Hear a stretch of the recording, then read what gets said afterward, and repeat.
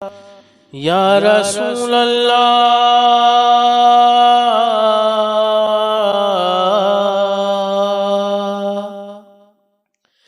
کاش حاصل ہو حضوری، دور ہو جائے یہ دوری، دل کی یہ حسرت ہو پوری، دیکھ لو وہ شکل نوری، یا نبی سلام علیکہ۔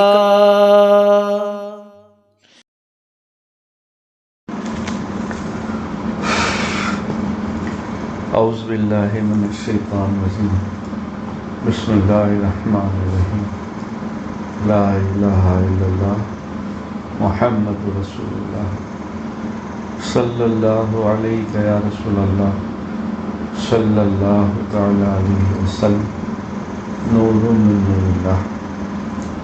قرآن و حدیث کی روشنی میں حضرت نوح علیہ السلام، حضرت آدم علیہ السلام کی وفات کے 1000 برس تک لوگ اللہ تعالیٰ کی توحید پر قائم تھے۔ پھر بعض نیک بندوں کے انتقال کے بعد لوگوں نے ان کے مجسمے بنا لیے، تصویریں بنا لی، اور دھیرے دھیرے ان کی پوجا شروع ہو گئی۔ اس طرح پورے عرب و عجم میں شرک، بت پرستی کی بنیاد پڑ گئی۔ جب لوگ اللہ تعالیٰ کی عبادت چھوڑ کر شرک و بت پرستی میں مبتلا ہو گئے تو ان کی ہدایت کے لیے اللہ تعالیٰ نے حضرت نوح علیہ السلام کو نبی و رسول بنا کر بھیجا۔ حضرت نوح علیہ السلام کا شمار دنیا کی عظیم ترین انبیاء میں ہوتا ہے۔ وہ سب سے پہلے نبی اور رسول ہیں۔ حضرت ادریس علیہ السلام کی تیسری پشت میں حضرت آدم علیہ السلام کی وفات کے 1025 سال بعد دجلہ و فرات کی وادی کے درمیان ملک عراق میں پیدا ہوئی۔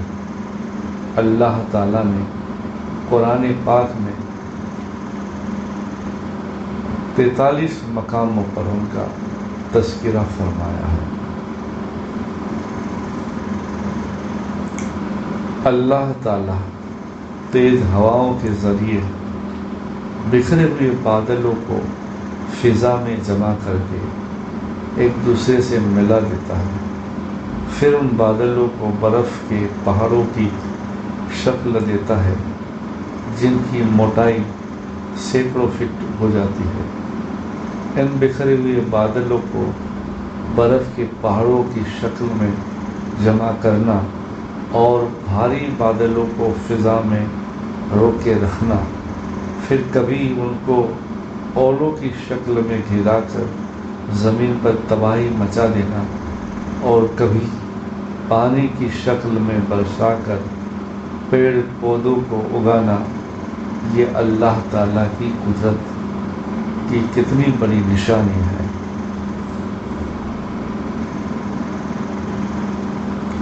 قرآن میں اللہ تعالیٰ فرماتا ہے، تمہارے لیے تمہاری بیویوں کے چھوڑی ہوئے مال میں سے آدھا حساب ہے جب کہ ان کی کوئی اولاد نہ ہو، اور اگر ان کی اولاد ہو تو تمہاری بیویوں کے چھوڑی ہوئے مال میں چوتھائی حصہ ہے۔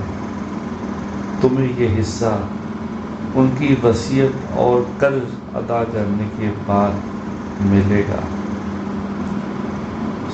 قرآن پاک سورہ نساء آیت نمبر 12۔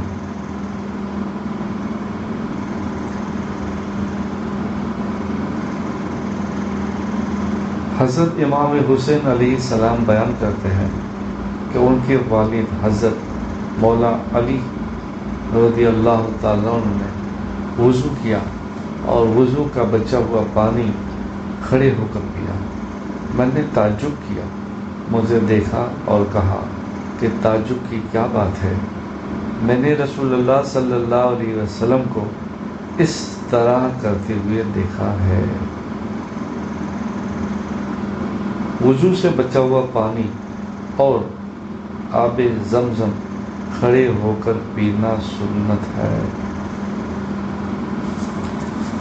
کتاب نسائی آیت نمبر 95۔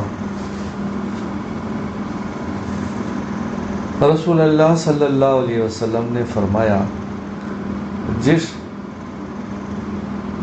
شخص کے ساتھ بھلائی کا معاملہ کیا گیا اور پھر اس نے بھلائی کرنے والے کو جزاک اللہ خیر کہہ دیا تو گویا اس نے شکریہ کا حق ادا کر دیا۔ کتاب ترمذی شریف حدیث نمبر 2035، روایت حضرت اسامہ بن زید رضی اللہ تعالیٰ عنہ۔ رسول اللہ صلی اللہ علیہ وسلم نے فرمایا، جھوٹی گواہی اللہ کے ساتھ شرک کرنے کے برابر ہے۔ یہ بات رسول اللہ صلی اللہ علیہ وسلم نے 3 دفعہ ارشاد فرمائی۔ کتاب ابو داؤد حدیث نمبر 3599، روایت حضرت خریم بن فاتق رضی اللہ تعالیٰ عنہ۔ رسول اللہ صلی اللہ علیہ وسلم نے فرمایا، جس شخص کا مقصد دنیا کمانا ہو اور وہ اسی کے لیے سفر کرتا ہو، اسی کا خیال دل میں رہتا ہو، تو اللہ تعالی غریبی اور بھوک کا ڈر اس کی آنکھوں کے سامنے کر دیتا ہے، ہر وقت اس سے ڈرتا ہے۔ آمدنی کی بہت کم کیا ہوگا، کیسے گزرا ہوگا، اور اس کے اوقات کو اسی فکر میں پریشان کر دیتا ہے، اور ملتا اتنا ہی ہے جتنا مقدر میں ہوتا ہے۔ ترغیب و ترہیب آیت نمبر کتاب حدیث نمبر 2463، روایت حضرت انس رضی اللہ تعالیٰ عنہ۔ قرآن میں اللہ تعالیٰ فرماتا ہے، اے لوگو اپنے رب سے ڈرو، بے شک قیامت کا زلزلہ بڑی ہی ہولناک چیز ہے۔ جس روز تم اس زلزلے کو دیکھو گے تو یہ حال ہوگا کہ ہر دودھ پلانے والی عورت اپنے دودھ پیتے بچے کو بھول جائے گی، اور تمام حمل والی عورتیں اپنا حمل گرا دے گی، اور تم لوگوں کو نشے سی حالت میں دیکھو گے، حالانکہ وہ نشے کی حالت میں نہ ہوں گے، لیکن اللہ تعالیٰ کا بڑا عذاب سخت ہے۔ قرآن پاک سورہ حج آیت نمبر 1 اور 2۔ حضرت جابر رضی اللہ تعالیٰ عنہ بیان کرتے ہیں کہ میں نے رسول اللہ صلی اللہ علیہ وسلم کو فرماتے ہوئے سنا کہ برتنوں کو ڈھانک دیا کرو اور مشکیزیں یعنی برتن وغیرہ کے منہ بند کر دیا کرو، کیونکہ سال میں ایک ایسی رات آتی ہے جس میں وبا اترتی ہے، بس جس برتن یا مشکیزے کا منہ کھلا رہتا ہے تو اس میں داخل ہو جاتی ہے۔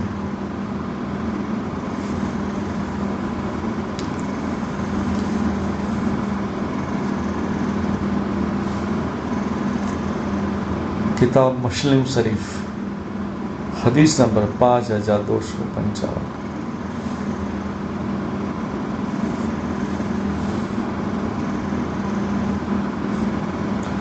قرآن میں اللہ تعالیٰ فرماتا ہے، اے ایمان والو، تم کئی گناہ بڑھ کر سود مت کھایا کرو اور اللہ سے ڈرتے رہو تاکہ تم کامیاب ہو جاؤ۔ قرآن پاک سورہ آل عمران آیت نمبر 130۔ اللہم صلی علی سیدنا محمد نور الانوار و سر الاسرار و سید الابرار